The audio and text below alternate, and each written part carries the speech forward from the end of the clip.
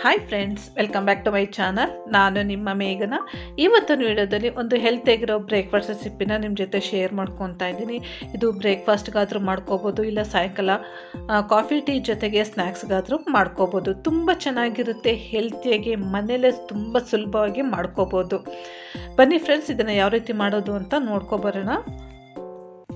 ಇಲ್ಲಿ ನಾನು 1 ಕಪ್ ಆಗೋಷ್ಟು ಗಟ್ಟಿ ಅವಲಕ್ಕಿ ಇದನ್ನು ಚೆನ್ನಾಗಿ ಒಂದೆರಡು ಸತಿ ತೊಳ್ಕೊಬೇಕು. ತೊಳ್ಕೊಂಡು ಒಂದು 10 ನಿಮಿಷ ನೆನೆ ಹಾಕೋಕ್ಕೆ ಬಿಡಬೇಕು. ಇವಾಗ ಇದನ್ನು ನಾನು ಚೆನ್ನಾಗಿ ತೊಳ್ಕೊತೀನಿ. ಇದರಲ್ಲಿರೋ ಗಲೀಜೆಲ್ಲ ನೀಟಾಗಿ ಹೋಗ್ಬಿಡುತ್ತೆ. ಚೆನ್ನಾಗಿ ಈ ಥರ ಕೈಯಲ್ಲಿ ನಾವು ಕ್ಯೂಚಿ ತೊಳೆಯೋದ್ರಿಂದ ಅದರಲ್ಲಿ ಏನೇನಿರುತ್ತೆಲ್ಲ ಜಸ್ಟ್ ಎಲ್ಲ ನೀಟಾಗಿ ಹೋಗ್ಬಿಡುತ್ತೆ. ಸೊ ಇವಾಗ ತೊಳೆದಿದ್ದೀನಿ, 10 ನಿಮಿಷ ನೆನೆಯಕ್ಕೆ ಬಿಡೋಣ. ಈಗ ನೋಡಿ ಫ್ರೆಂಡ್ಸ್, 10 ನಿಮಿಷ ಆಗಿದೆ. ಇದು ಕೈಯಲ್ಲಿ ಮುಟ್ಟಿದ್ರೆ ಈ ಥರ ಸಾಫ್ಟಾಗಿ ನೆಂದಿರಬೇಕು. ಪೇಪರ್ ಅವಲಕ್ಕಿ ಆಗಲ್ಲ, ಗಟ್ಟಿ ಅವಲಕ್ಕಿನ ತೊಗೋಬೇಕು. ಇಲ್ಲಿ ಮಸಾಲೆಗೆ ನಾನು ಕೊತ್ತಂಬರಿ ಸೊಪ್ಪು ಸ್ವಲ್ಪ ತೊಗೊಂಡಿದ್ದೀನಿ. ಹಾಗೆ ಇಲ್ಲಿ 2 ಲವಂಗ ತೊಗೊಂಡಿದ್ದೀನಿ. ಲವಂಗ ಫ್ಲೇವರ್ ತುಂಬಾ ಚೆನ್ನಾಗಿರುತ್ತೆ.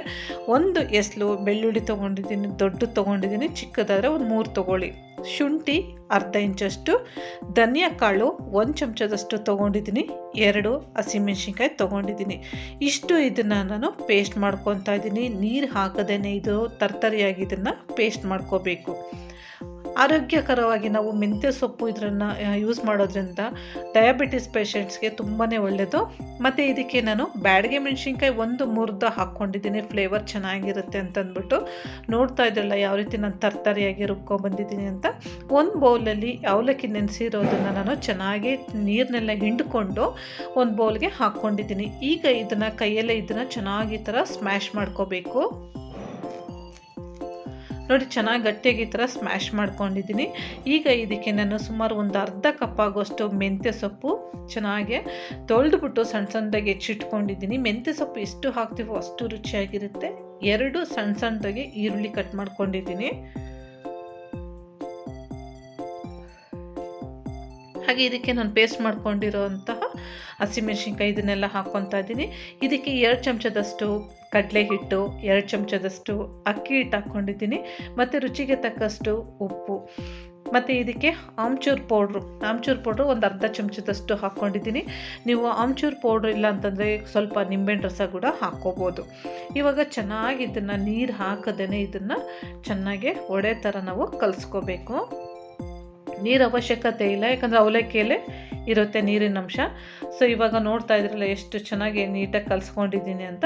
ಇದನ್ನು ನಾವು ವಡೆ ಆಕಾರದಲ್ಲಿ, ವಡೆಗೆ ಎಷ್ಟು ತೊಗೊತೀವಿ ಅದಕ್ಕಿಂತ ಇನ್ನು ಸ್ವಲ್ಪ ದಪ್ಪದಾಗಿ ಇದನ್ನು ತೊಗೋಬೇಕು. ತೊಗೊಂಡು ನೋಡಿ ಇಷ್ಟು ತಿಕ್ನೆಸ್ ಇರಬೇಕು.